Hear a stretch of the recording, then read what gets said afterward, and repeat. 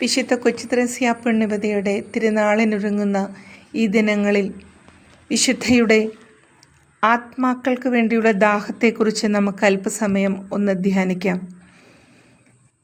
നവമാലികയിൽ അവൾ എഴുതുന്നു, അങ്ങനെയിരിക്കെ ഒരു ഞായറാഴ്ച ദിവ്യബലിയുടെ സമയത്ത് എൻ്റെ പ്രാർത്ഥനാ പുസ്തകത്തിൽ നിന്ന് ഒരു ചിത്രം അല്പം വഴുതി മാറി.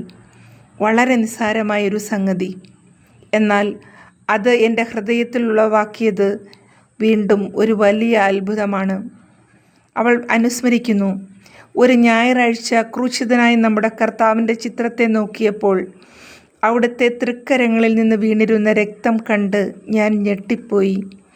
ആ രക്തം നിലത്ത് വീഴുന്നല്ലോ, അത് ശേഖരിക്കുവാൻ ആർക്കും താല്പര്യമില്ലല്ലോ എന്നോർത്ത് എനിക്ക് വളരെ വ്യസനം തോന്നി. ആത്മന കുരിശിൻ്റെ ചുവട്ടിൽ നിന്ന് അതിൽ നിന്നൊഴുകിയിരുന്ന ദിവ്യമായ 2 തുള്ളികൾ സംഭരിക്കണമെന്ന് ഞാൻ നിശ്ചയിച്ചു. അവ പിന്നീട് ആത്മാക്കളുടെ മേൽ തളിക്കണമെന്നായിരുന്നു എൻ്റെ ഉദ്ദേശ്യം.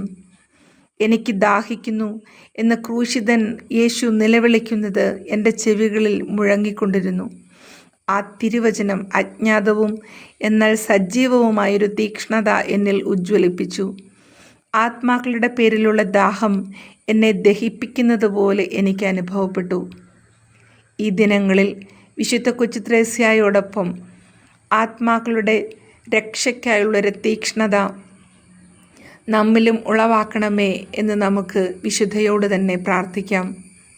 നമുക്ക് എപ്പോഴും ആത്മാക്കളുടെ രക്ഷമേലുള്ള ഒരു താല്പര്യം ഉളവാകുവാൻ കനിയണമേ എന്ന് ദിവ്യനാഥനോട് തന്നെ നമുക്ക് അപേക്ഷിക്കാം.